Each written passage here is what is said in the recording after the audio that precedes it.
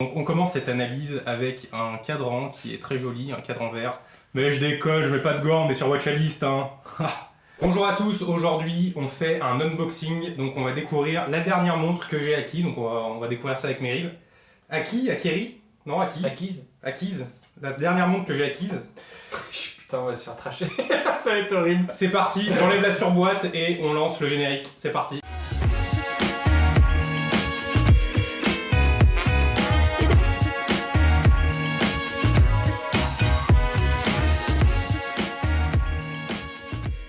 Donc cette montre est une Seiko, comme vous pouvez le voir.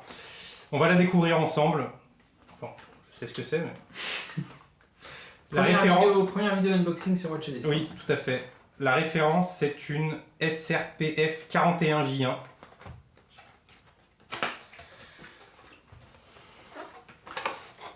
Donc, on a les papiers ici. On va tout enlever. Il a tout gardé proprement. Oui, ça, c'est Florent, ça. Petit, donc, c'est la collection Présage et c'est dans les séries qui sont appelées. Ah non, les bars, c'est pour une autre. Les Seiko bars, c'est pour une autre. C'est une pub pour une autre collection. Il me semble pas que ça fasse partie des bars. T'es sûr?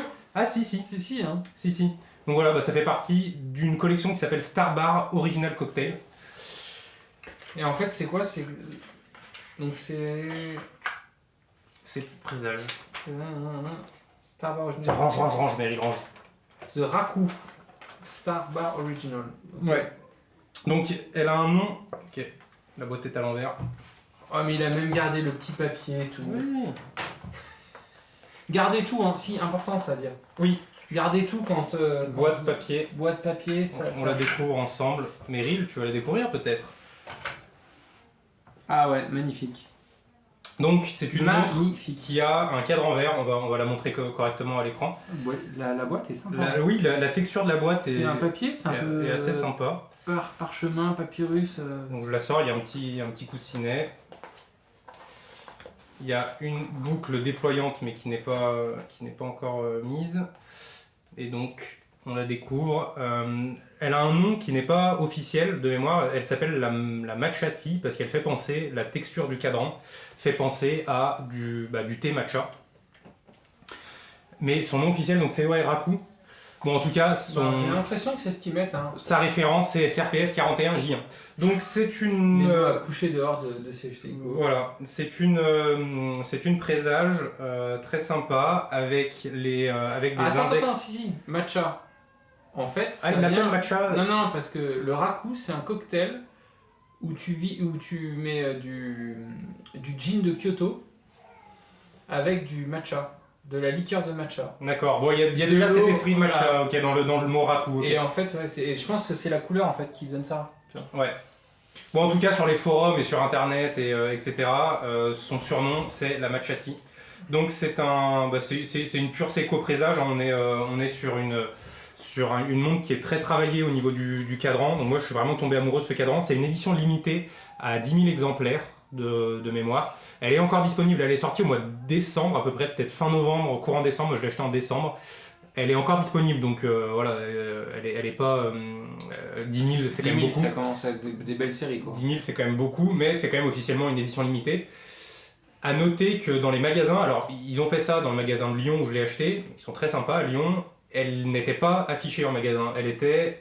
il faut la demander. Ah ouais, donc voilà, elle n'est pas forcément en vitrine, donc voilà, on va dire que c'est un peu réservé à ceux qui recherchent spécifiquement ce modèle.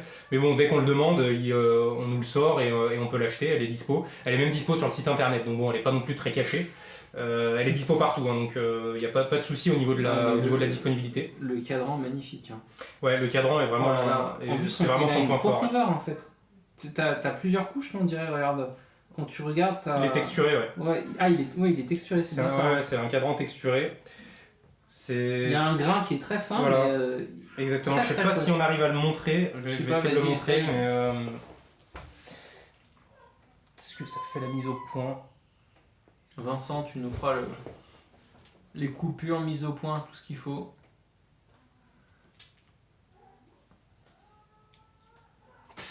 On a un bracelet, alors ça c'est le bracelet d'origine, hein, donc c'est un bracelet qui est assez épais, je vais peut-être le changer, je verrai. C'est un bracelet interchangeable en plus, ça c'est cool, non? Et le bracelet est vert une petite olive. pompe là. Ouais.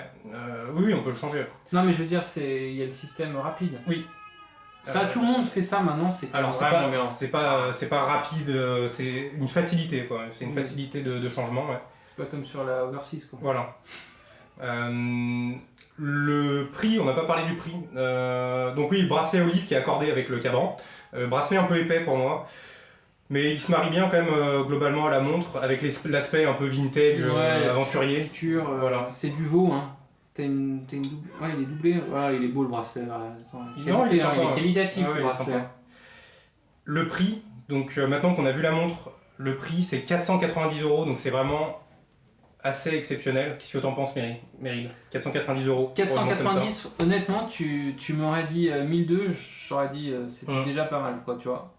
Donc, non, donc bon prix. Excellent prix. Bah, en fait, en finition, hein, là, on a des index appliqués, ils sont, on voit pas bien à la lumière là, mais ils sont tout polymiroirs. Enfin, le petit guichet de date, pareil, polymiroir, les aiguilles, double finition. Double finition sur les aiguilles, c'est sympa. Ça, c'est fou. Hein. Une partie très légèrement brossée, satinée, et l'autre partie qui est polie. Donc ça aussi, un gros plus sur une montre, encore une fois, à 490€, pardon. Moins de 500€. Voilà, moins de 500€. C'est pour moi, c'est vraiment exceptionnel. Et encore, Seiko récemment a augmenté ses prix, donc on est un petit peu moins dans le pas cher. Seiko avant était vraiment pas cher par rapport à la qualité qu'il proposait. Petit à petit, les prix Seiko augmentent, mais même avec cette augmentation, on reste sur des montres comme celle-ci à 490€ sur une qualité de montre qui est top. De mouvement. Alors le mouvement c'est un 4R35 c'est ça, 4R35. Donc tu as le stop seconde, c'est pas mal sur les R. Hein. Ouais, il y a un stop seconde en effet. Bon, c'est mieux que... C'est un mouvement qui a 41 heures de réserve de marche, donc c'est... Aujourd'hui pour moi c'est en dessous du standard, 41 heures de réserve de marche. Aujourd'hui c'est pas mal d'atteindre les 50, 60, après quand on monte en gamme un peu plus. Ouais. Après voilà, on est sur un mouvement qui reste quand même assez basique chez Seiko. Mais... Ouais, ça crie là, oh là là, j'espère que vous entendez pas ça. Hein. Ça crie à côté. Non, je pense que ce qui est un peu dommage hein, sur ce mouvement-là, c'est les finitions. Non, ouais, alors ouais. Là, vous attendez pas à avoir des finitions sur le mouvement. Enfin, il n'y a pas une cote, il y a que dalle. Hein. Non, un mouvement ultra brut. Alors si, c'est un peu d'or plaqué, d'or plaqué sur la masse. Ouais, je pense qu'ils auraient mieux fait de la garder. Voilà, donc mouvement, comme disait Meryl, aucune finition, on a beau chercher, il n'y a vraiment rien. Et elle a pas non plus, je pense que c'est... Donc là, on se pose la question dans ces cas-là de l'intérêt. D'ailleurs, Tudor récemment a sorti un mouvement visible avec un fond de boîte transparent. Sur un mouvement qui a zéro finition aussi, peut-être un petit peu plus que ça, mais vraiment pas beaucoup plus. Moi j'espère un peu plus que ça. Il n'y a vraiment pas grand-chose sur les Tudor du Watch & Wonders là, qui sont sortis. Ça pose la question de l'intérêt d'avoir des fonds de boîte transparents quand il y a un mouvement qui n'a pas beaucoup d'intérêt. Moi là, si j'ai un fond de boîte qui n'est pas transparent, pour moi c'est pareil. Ça ne sert pas à grand chose de voir une masse oscillante et rien d'autre. On voit un peu quelques rouages, mais bon. Mais je pense en fait, comme c'est quand même une montre d'entrée de gamme, entre guillemets, hein, pour le niveau de prix qu'il y a, je pense que quand tu achètes tes premières montres, tu vois, ça pourrait être une super première montre. Honnêtement. Bonne idée pour une première montre. Ouais. Bonne idée, ouais, je pense pour une première montre. Et du coup. Après, c'est un cadran vert quand même. Hein. Je sais pas si on se dirige vers un cadran vert pour une première montre, mais si on aime bien ça, pourquoi pas. Si t'aimes bien et que tu veux un truc un peu original ou une deuxième, tu vois. Et à ce moment-là, le fond transparent, c'est intéressant quand t'as ta première automatique. Je suis d'accord, je vois où tu veux en venir, je suis d'accord avec toi. Ouais. Donc sur cette gamme de prix, pour un passionné, aucun intérêt. Quand c'est ta première, tu vois, moi mes premières montres c'était pareil. Hein, oui, après on garde quand même chouette, hein. Avoir l'intérêt de voir le balancier aussi. Ouais, tu vois le balancier. C'est vrai que t'as raison sur ce point-là. Donc voilà, dites-nous ce que vous en pensez de ce modèle. Moi je suis très content de l'avoir acheté. Je l'ai encore très peu porté. Le mec, il a jamais porté. Il a le tag. Très peu. Il a porté comment? Très peu, c'est peut-être un euphémisme, je l'ai encore pas porté. Je voulais d'abord faire cet unboxing qui a pris un peu de temps avant de la porter, mais je suis très content d'avoir acheté cette montre. Moi je la conseille.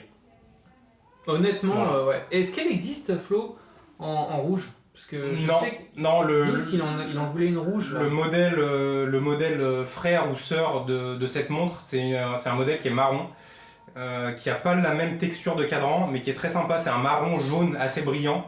Je me rappelle plus la ref, mais c'est peut-être la SRPF 43 au lieu de 41, mais pas sûr.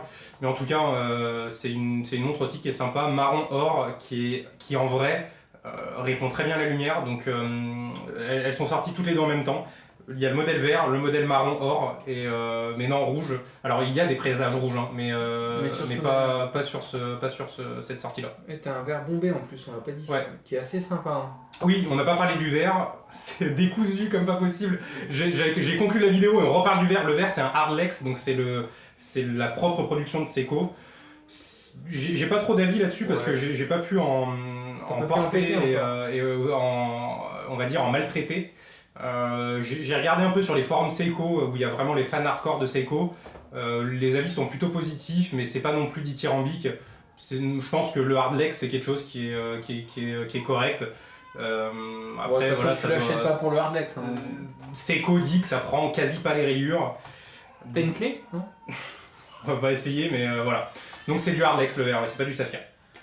Ok, bon allez. Donc je conclue cette fois-ci pour de vous. On s'arrête là. Dites-nous ce que vous en pensez et à bientôt pour peut-être un prochain unboxing. Allez, salut. Salut.